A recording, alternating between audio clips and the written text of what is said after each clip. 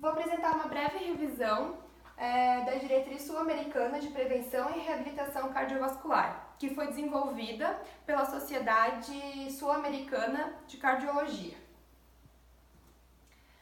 Nas últimas 4 décadas, tem se reconhecido a reabilitação cardiovascular como um fator muito importante no cuidado dos pacientes com doenças cardiovasculares.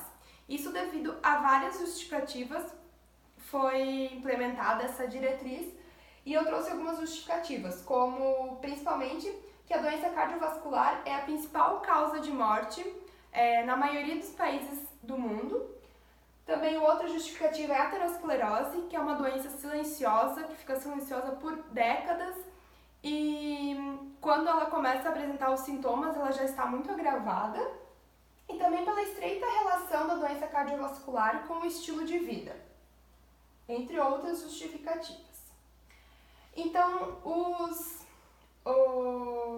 os temas expostos, eles vão ter classificações de recomendações e níveis de evidências. Por exemplo, as classes de recomendações, elas podem ser classe 1, classe 2, classe 2A, 2B e 3, e os níveis de evidência A, B ou C. Por exemplo, na classe 1, onde é um acordo geral de que o método ou procedimento é benéfico, útil e efetivo, né? E já os níveis de evidência, a evidência A é quando tem múltiplos estudos clínicos que foram realizados ou meta-análises. A evidência B é onde foi realizado apenas um simples estudo, não aleatório. E quando tiver nível de evidência C, é quando foram feitas opiniões de especialistas, pequenos registros, pequenos estudos. Então, como definição dessa reabilitação cardiovascular tanto falada, é que ela é um conjunto de atividades necessárias para assegurar as pessoas com doenças cardiovasculares condição física, mental e social ótima, que lhes permita ocupar pelos seus próprios meios um lugar tão normal quanto seja possível na sociedade. Para a realização dessa reabilitação cardiovascular, existem os pacientes que são elegíveis para participar, que são aqueles que apresentaram pelo menos um dos seguintes quadros cardiovasculares, como infarto agudo do miocárdio, cirurgia de revascularização miocárdica, angioplastia coronária, angina estável, entre todas essas, transplante cardíaco ou cardiopulmonar. Então, esses pacientes eles são elegíveis para a reabilitação cardiovascular. E há também os pacientes que não são elegíveis para estar fazendo essa reabilitação, como, por exemplo, pessoas que tiveram infarto agudo no miocárdio muito recente, menor que 72 horas, que apresentam uma angina estável também, menor que 72 horas, que apresentam arritmias ventriculares complexas, graves.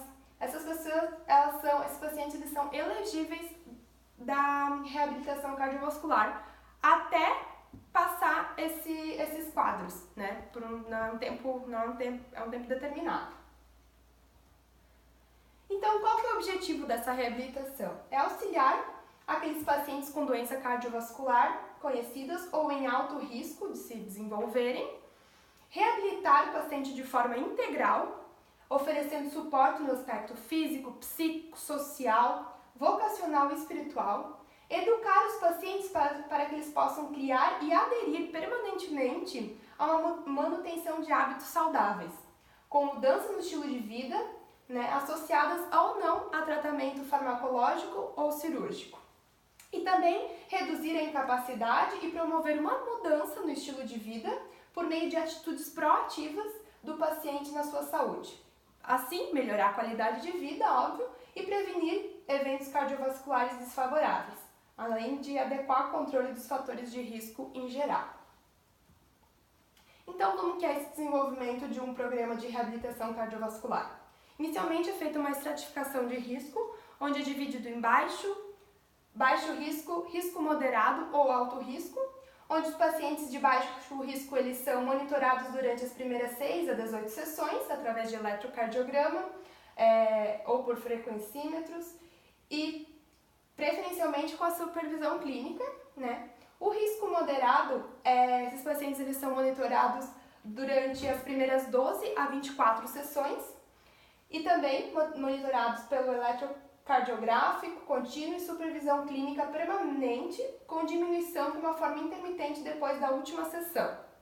E os pacientes de alto risco, eles têm uma supervisão maior, e quando existir alguma mudança no estado de saúde, o surgimento de novos sintomas ou outra evidência de progressão da doença. Nesse programa de reabilitação podem ocorrer eventos, né? Só que esses eventos, eles são baixos, né? Por exemplo, a taxa de eventos de 1 por 112 mil pacientes por hora. A taxa de infarto do miocárdio é de 1 por 300 mil pacientes por hora. A taxa de mortalidade é de 1 por 790 mil pacientes por hora. Então não quer dizer que não vai morrer, não vai causar um infarto, né, ou ter outro tipo de evento. Mas isso pode acontecer, mas a taxa é bem baixa.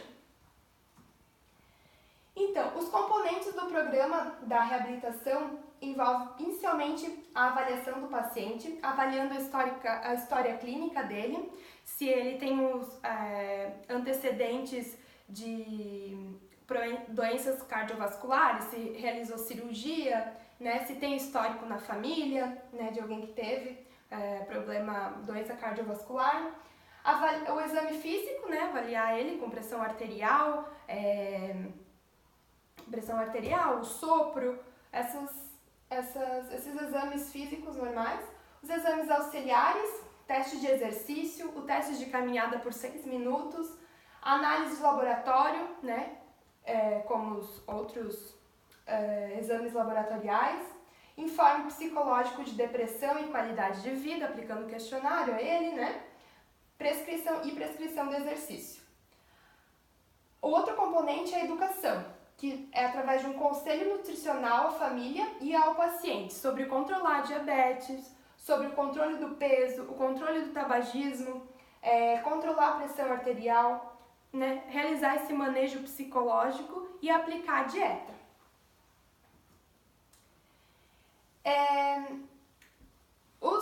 O núcleo da equipe dessa reabilitação é formado por médicos, enfermeiros, especialistas em exercícios como nutricionista, psicólogo, educador físico, entre outros profissionais. É necessário que eles tenham conhecimento básico nas áreas cardiovascular, pulmonar e musculoesquelética, na interpretação de eletrocardiograma, manejo de emergências médicas e conhecimento em teoria e prática do exercício físico, além de experiência no manejo de fatores de risco cardiovascular, avaliação e intervenção básica do aspecto psicossocial e modificação de condutas e estilo de vida. Então, essas fases de reabilitação são 4 fases, né? Dividido em 4 fases, onde a primeira ocorre quando o paciente ele ainda está hospitalizado, né? Está hospitalizado devido a um evento cardiovascular, né? Onde tem o objetivo de prevenir a perda da capacidade física, evitar efeitos de repouso prolongado, evitar a depressão, evitar problemas pulmonares, complicações respiratórias, facilitar a alta precoce, né? E dar informações tanto ao paciente quanto à família sobre a doença e sobre os cuidados que ele deve ter. Já na fase 2 é a reabilitação cardiovascular após essa fase de hospital, após a alta dele, onde tem como objetivo melhorar a capacidade funcional do paciente, conseguir modificações desses fatores de risco e conseguir recuperar a autoconfiança do paciente depois desse evento cardíaco, que é bem importante. A fase 3, ela é uma manutenção precoce, que pode durar de 3 a 6 meses, onde tem como objetivo aumentar ou manter a capacidade funcional, continuar com o plano de exercício, continuar com o controle da pressão arterial, controlar a glicemia e colesterol, o controle do peso, né, e adequada nutrição, além da busca da garantia do bem-estar psicológico do paciente.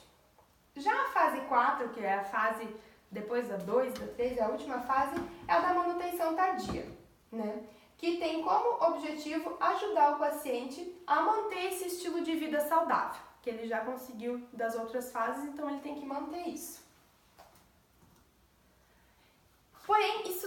apenas uma questão de plano de exercícios, não é apenas dar uma lista dos exercícios, o que o paciente tem que fazer, sem ter uma educação por trás disso. É importante que os profissionais eles eduquem esses pacientes sobre a importância de não chegar no estado de sobrepeso e obesidade, né? Redução desse peso, qual que é a importância por trás disso.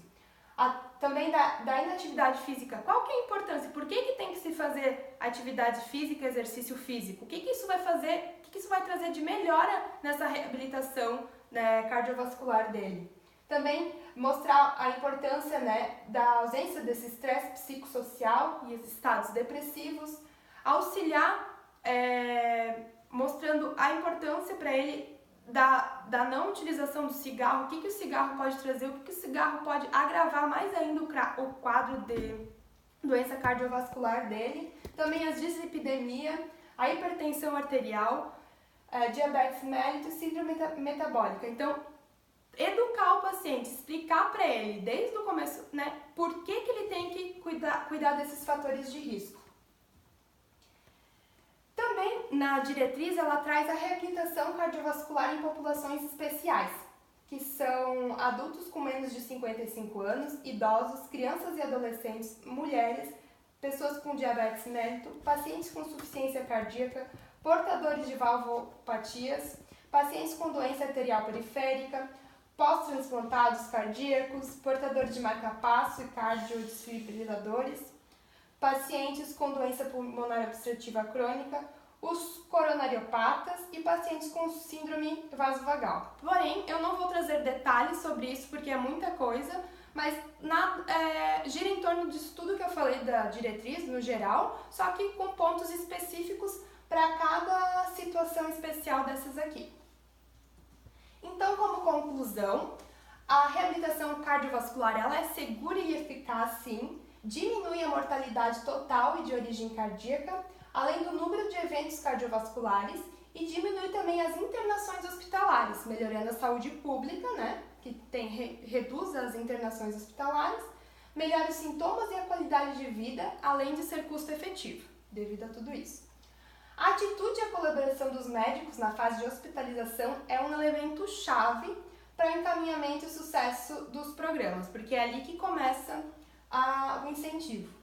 A falta de exercício físico e os maus hábitos alimentares estão criando uma mudança do perfil cardiovascular da população, o que implica numa aparição mais precoce dessas manifestações clínicas da doença cardiovascular e aumento da prevalência de fatores de risco, como sedentarismo, sobrepeso e outros fatores.